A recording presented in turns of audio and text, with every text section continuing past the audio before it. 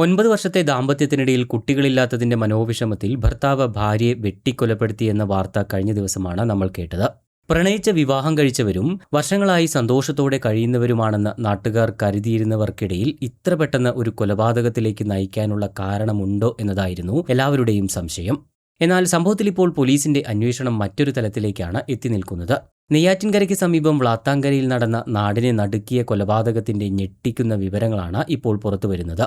ഞായറാഴ്ച രാവിലെ 9 മണിയോടെയാണ് RC ചർച്ചിന് സമീപമുള്ള ഇവരുടെ വീട്ടിൽ വെച്ച് കൊലപാതകം നടക്കുന്നത്.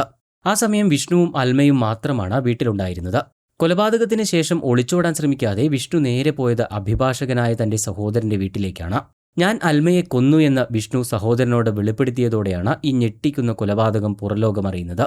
ഉടൻ തന്നെ ഈ വിവരം സഹോദരൻ പോലീസിൽ അറിയിക്കുകയായിരുന്നു. ഇപ്പോൾ ഇതാ കൊലപാതകത്തിലേക്ക് നയിച്ചത് വിഷ്ണുവിന്റെ സംശയരോഗമാണ് എന്ന സൂചനയിലേക്കാണ് പോലീസ് എത്തി നിൽക്കുന്നത്. കൊല്ലപ്പെട്ട അൽമ അയൽക്കാരുമായൊന്നും വലിയ സൗഹൃദമുണ്ടായിരുന്നില്ലെങ്കിലും ഫേസ്ബുക്കിൽ 10,000 പേർ പിന്തുടരുന്ന വലിയ ഒരു സുഹൃത്ത് വലയത്തിനുടമയായിരുന്നു. ഇതുകൂടാതെ ഒട്ടേറെ പൂച്ചകളെയും നായ്ക്കളെയും ഒക്കെ ഇവർ വളർത്തുന്നുമുണ്ടായിരുന്നു.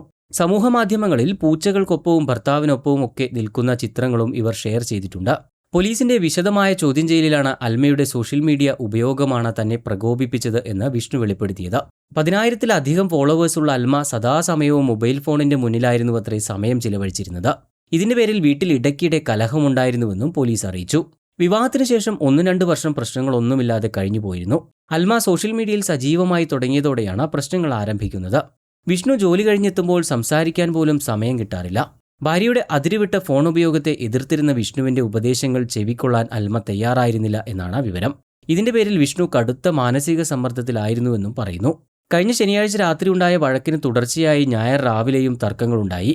ഞായറാഴ്ച രാവിലെ 9:30 വീട്ടിലെ കിടപ്പുമുറിയിൽ വെട്ടുകത്തി ഉപയോഗിച്ച് കഴുത്തിൽ വെട്ടിയാണ് വിഷ്ണു അൽമയെ കൊലപ്പെടുത്തിയത് എന്ന് പോലീസ് പറഞ്ഞു. PSC കോച്ചിംഗ് സെന്ററുകളിലെ ഇംഗ്ലീഷ് അധ്യാപകനായിരുന്നു വിഷ്ണുനാഥ്. 9 വർഷം മുൻപ് പ്രണയവിവാഹിതരായ ഇവർക്ക് കുഞ്ഞുങ്ങളില്ലായിരുന്നു. ഇതിന്റെ പേരിലും ചെറിയ അസ്വാരസ്യങ്ങൾ നിലനിന്നിരുന്നുവെന്നും പറയുന്നുണ്ട്. ഭാര്യയെ കൊലപ്പെടുത്തിയ ശേഷം കുഞ്ഞുങ്ങളില്ലാത്തതിന്റെ പേരിലുള്ള കലഹം കൊലപാതകത്തിൽ കലാശിച്ചു എന്നാണ് വിഷ്ണു പോലീസിന് ആദ്യം മൊഴി നൽകിയത്. എന്നാൽ ഇക്കാര്യം പൂർണ്ണമായും പോലീസ് മുഖവിലേക്ക് എടുത്തിരുന്നില്ല. അതിന് പിന്നാലെയാണ് ഇപ്പോൾ ഇത്തരത്തിലുള്ള ഒരു കുറ്റസമ്മതം വിഷ്ണു നടത്തിയത് എന്നാണ് സൂചന.